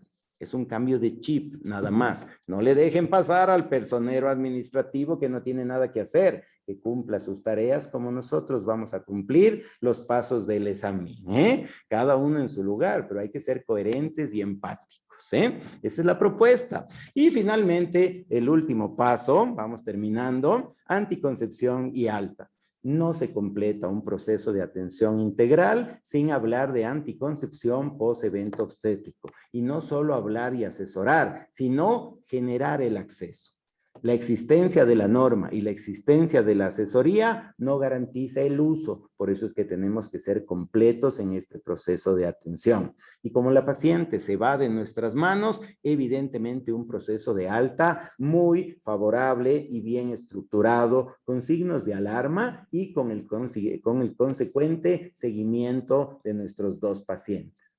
La satisfacción de la paciente. Si hemos cumplido todos los pasos previos, va a hacer que esa paciente regrese a nuestra institución, que la potencie, que ustedes se transformen en unos referentes de la localidad.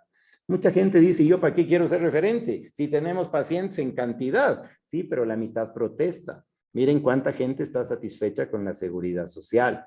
¿Cuánta gente sale satisfecha de una atención en el servicio público? Es que algo todavía no lo estamos haciendo de la manera más correcta posible. Por eso es que viene la invitación al cambio de chip para cada una de estas actividades. La ventaja de los métodos anticonceptivos es que hoy tenemos aplicaciones web. Hay 3 aplicaciones gratuitas de la Organización Mundial de la Salud que ustedes pueden tener en sus teléfonos móviles o en sus computadoras para las pacientes más complejas, para aquella que tuvo GEL, para aquella que tuvo eclampsia, para aquella que tiene un síndrome de Gilbert, para aquella que tuvo una dificultad que no está en nuestra mente siempre. ¿Qué categoría tiene ese método anticonceptivo? 1, 2, 3, 4. No tenemos la rueda de métodos de elegibilidad, pues lo podemos tener en nuestro teléfono celular. Yo tengo bajadas mis 3 aplicaciones, porque siempre llega la paciente complicada, siempre llega la paciente difícil que nos permite revisar conceptos que quizás no son frecuentes, pero que nos permiten brindarle una atención de calidad. Y naturalmente el hecho de seguir el procedimiento para generar una política de afianzamiento al Sistema Nacional de Salud. Desafortunadamente, los medios de comunicación masivos, cuanto los medios de comunicación internos de nuestra institución, no siempre son bien aprovechados y es por ello que desconocemos cuál es la potencialidad que podríamos tener. Un proceso estructurado en el cual tiene que constar que todo el personal está capacitado para brindar una anticoncepción post-evento obstétrico y una alta coherente con la condición de la paciente y del recién nacido, siempre va a redundar en que los esfuerzos que hemos hecho para brindarle una atención de calidad a esta paciente se vean reconocidos con la buena fama que va a generar su institución. Con los 3 pasos que teníamos en el componente prenatal, más los 10 pasos que tenemos en el componente de parto y de posparto, pues probablemente estamos completando más del 57% de la calificación que ustedes van a tener que completar para poder ser calificados como establecimientos de amigos del niño y de la madre. Está en sus manos. Este cambio de chip no deja de ser un reto, no deja de ser una invitación a momentos indecorosa, porque requiere de muchos cambios estructurales en nuestra mente, de pocos cambios de infraestructura, pero de muchos cambios de voluntad. Pero podemos ser amigos del niño y de la madre. Muchísimas gracias por su atención, muy gentiles. Hoy me he extendido un poco, pero probablemente este era el componente más largo que teníamos. Gracias a su paciencia y gracias a su atención. Muy gentiles. Muchísimas gracias, doctor Wilfrido León. A pesar de que piensa el doctor León que se ha extendido, sin embargo, estoy seguro de que hemos aprendido muchísimo de su experiencia, de su sabiduría y de sus conocimientos. De hecho, te voy a hacer notar 2 cosas, doctor León, para que calibres el interés y la satisfacción que hemos tenido los que hemos escuchado. Una es que todos los 163 participantes que empezaron todavía están con nosotros. Y la otra... Mi chica vino, deja el carro aquí. Por favor, los micrófonos. ¿Dónde está? Por favor, los micrófonos. Y la otra es que voy a leerte un comentario de los cientos de comentarios, no exagero, que hemos recibido positivos en el chat. Y dice, muchísimas gracias. El conocimiento que nos están impartiendo es extremadamente valioso. No es lo mismo leer la norma o la guía que aprender de unas charlas tan agradables como las que estamos escuchando. Felicitaciones. Así que, doctor León, te hago llegar esas palabras que Gracias. creo que sintetizan el sentir de todos los que estamos esta noche. Y pues tengo preguntas acá como para unas 3 horas seguidas, por lo menos. Así que voy a escoger solamente unas pocas de ellas y gastar tal vez unos 10 minutos o algo así. Y pues de antemano les pido disculpas porque no vamos a poder realmente atender a todas las preguntas, que han sido muchas y muy valiosas. Pero por lo menos yo voy a hacerte llegar, Willy, unas 3 o 4 que probablemente sintetizan otras preguntas, ¿no? Y yo comenzaré por una de las más importantes, ¿no? Y que dice, todo lo que nos han explicado esta noche es de una importancia enorme para nuestras pacientes y para nuestras instituciones. Sin embargo, muchas veces persisten las ideas tradicionales y hacer las cosas de la misma manera que siempre se ha hecho. Se ha mencionado cambiar el chip muchas veces esta noche, pero ¿cómo cambiamos el chip? ¿Cómo cambiar las ideas tradicionales? Esta es una pregunta muy de fondo y nos encantaría escuchar tus comentarios al respecto, por favor, doctor León. Como les dije al finalizar la intervención, probablemente los cambios estructurales son pocos. Tenemos que encontrar espacios físicos que ya existen, pero que tienen que ser ligeramente adecuados. Valorar la privacidad, valorar el respeto, la individualidad que nos gustaría que tengan con nosotros. Pónganse empáticos con los pacientes. La empatía es ponerme en el puesto de la paciente. Si yo me pongo en el puesto de la paciente, probablemente me voy a dar cuenta de varios errores que podemos tener. La infraestructura probablemente requiere un maquillaje, requiere una reestructuración que yo la considero de baja inversión. Yo entiendo que todos los procesos ministeriales son complejos, pero son de baja inversión en realidad. No requieren de una inversión que tengamos que pedirle al Ministerio de Economía, un presupuesto particular para construir otro hospital que sea amigo de la madre y del niño. Si ustedes están invitados a estas capacitaciones, es porque probablemente sus instituciones reúnen los requisitos suficientes como para que ustedes puedan hacer esas adecuaciones. Las adecuaciones que debemos tener para tener este cambio de chip en realidad son cambios de voluntad.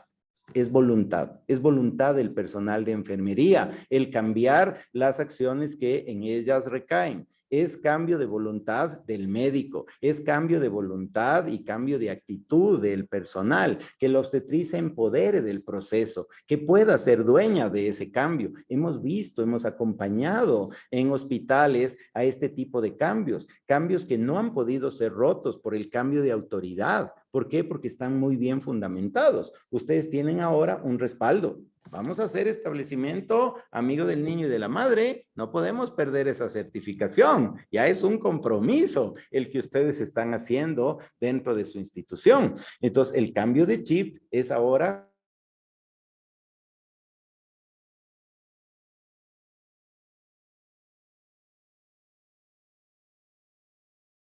encargado, la evidencia tiene que transformarse en una motivación, en un cambio. Y ese es el que yo pretendo cuando me dirijo a ustedes, para que ustedes puedan tener las fortalezas de decir, esto es factible hacerlo. Qué importante ha sido hacer ese cambio de chip. De ninguna manera es sencillo, ¿eh? Para nada. Esa es la parte de admiración y de regocijo que vamos a tener el momento en el que sus establecimientos sean certificados. Ese cambio de chip es más de barrera mental, es más de barrera organizacional, es más de voluntad que una barrera económica o que una barrera arquitectónica o física. Las instituciones de salud, sobre todo en aquellos establecimientos que ya tienen muchas décadas de existencia, nuestros referentes institucionales, probablemente en muchas ocasiones son hasta patrimonio de la ciudad. No hay cómo botar paredes, no hay cómo hacer cambios estructurales. Nos encantaría que la neonatología esté junto al área de recuperación de las mamás, pero todavía tenemos la estructura de la Segunda Guerra Mundial. Divorciados, la neonatología por un lado, la obstetricia por otro. No hemos logrado tener el componente de perinatología. Su institución es moderna, su institución es nueva, su institución puede tener una adecuación de la localidad mínima, pero que permita tener esos componentes de amistad y de reencuentro entre el personal de salud y la madre y el niño, pues probablemente sigue siendo una barrera más de voluntad que una barrera que sea imposible de vencer. Pero cada uno tiene su propia realidad. Yo podría hablar muchas flores, pero la realidad la van a vivir ustedes. Es por eso la admiración para quienes van a lograr ese cambio y van a lograr esa certificación. Muchas gracias. Queremos abusar de tu generosidad, doctor León, y plantearte dos preguntas más que sintetizan varios de las participaciones de los participantes, ¿no? Algunos participantes han expresado su preocupación porque durante la pandemia, muchas de las recomendaciones de ESAMIN se vinieron abajo o fueron muy difíciles de implementar. Entre ellas, durante la pandemia han mencionado, por ejemplo, que no se podía practicar el acompañamiento durante la labor de parto y el parto, el alojamiento conjunto, el apego piel a piel e incluso en algunos casos la lactancia, cuando por ejemplo la madre que dio a luz tenía positividad para el virus SARS-CoV-2. Es decir, hay una preocupación de varios participantes de que la pandemia hizo que se vinieran abajo muchas de las prácticas recomendadas por ESAMIN y hay el temor de que se queden así, de que no se recuperen. Por favor, un comentario de tu parte, doctor León. Doctor Jorge, muchas de las preguntas que probablemente nos hacen van a tener vinculación con lo que tenemos que tratar en el siguiente encuentro. Entonces, probablemente varias de las que queden todavía pendientes las podríamos responder en el siguiente encuentro. Evidentemente, con la pandemia hemos tenido que aprender.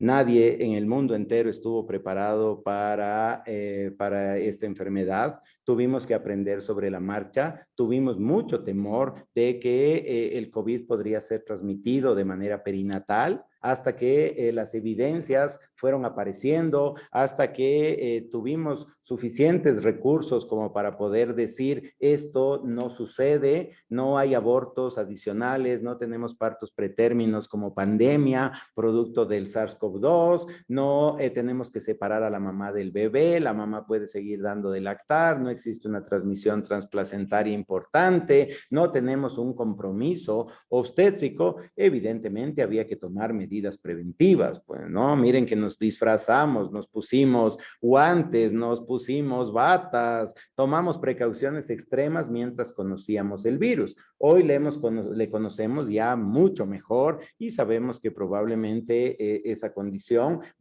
tiene que ser una condición temporal, evidentemente, no puede ser una condición permanente. Cada paso que se da es de enorme esfuerzo y cuando uno tiene dos pasos de retroceso, pues naturalmente a uno le duele y es por eso que entiendo la pregunta, ¿qué hacemos? Hemos perdido lo alcanzado. Pues en medicina y en salud pública no se deja de trabajar y muchas veces parecería ser que estamos trotando en el mismo terreno, pero cada paso que ustedes den de manera decidida para conseguir que aquellos procesos que se hayan vencido se recuperen, ahorita tienen una motivación. Yo quisiera que sea una motivación más que una exigencia. Tenemos que cumplir. Hay que cumplir un montón de pasos, un montón de directrices. Eso en lugar de pensar que es una exigencia absurda para nomás de tener un sello y decir que hacemos lo mismo que hemos estado haciendo bien o mal, pues debería ser una motivación. Se perdió un proceso, pues hay que reactivarlo. hay que reactivarlo y no hay que cansarse de reactivar. Miren que cada gobierno lucha por el presupuesto, luchamos por la medicina. Miren ese discurso presidencial del día de ayer, nos siguen ofreciendo medicinas y no tenemos medicinas en los hospitales, pero no nos podemos quedar en el lamento, tenemos que seguir trabajando. Nos ofrecen contratarnos, la ley humanitaria, nos ofrecen darnos estabilidad y tenemos cientos de despedidos, pero pues no podemos quedarnos en la lágrima, tenemos que seguir trabajando, seguir peleando por los derechos del usuario interno. Sabemos que nuestra finalidad es el usuario externo, sabemos que vivimos en un sistema de salud imperfecto, pero que tenemos la capacidad desde nuestro propio cubículo, desde nuestro propio sitio de trabajo, de generar cambios. Y cada cambio, sumando esa gotita, ese granito de arena que cada uno puede poner, efectivamente genera un cambio institucional. Uno se pone la camiseta de la institución, se gana la camiseta de un proceso. Este proceso yo lo empecé, pero pues ya se diluye en el tiempo, ya es nuestro proceso. Solamente quizás en los más antiguos quedará el recuerdo de quién tuvo la iniciativa, pero de repente el personal rotativo se encuentra con algo que es permanente, con algo que ya de repente ya ni nos acordamos quién lo empezó, pero eso ya se hace y tiene muy buena recomendación y muy buen respaldo de que efectivamente es positivo para nuestra institución. Muchísimas gracias. Y bueno, en honor a la hora, vamos a dar por terminada la jornada de esta noche. No sin antes agradecerle una vez más al doctor Wilfrido León por su excelente ponencia y por ayudarnos a motivarnos para trabajar por alcanzar el cumplimiento de la normativa de SAMIN y ojalá contar este año con muchos más hospitales certificados en nuestro país. Quiero también agradecer mucho una vez más la confianza del Ministerio de Salud Pública del Ecuador y en particular de la Dirección Nacional de Calidad, que es el punto focal del programa SAMIN en el Ministerio de Salud, así como también de UNICEF, que es la institución que permite que realicemos esta actividad. Muchísimas gracias a todos los participantes. Un abrazo, que tengan muy buena noche.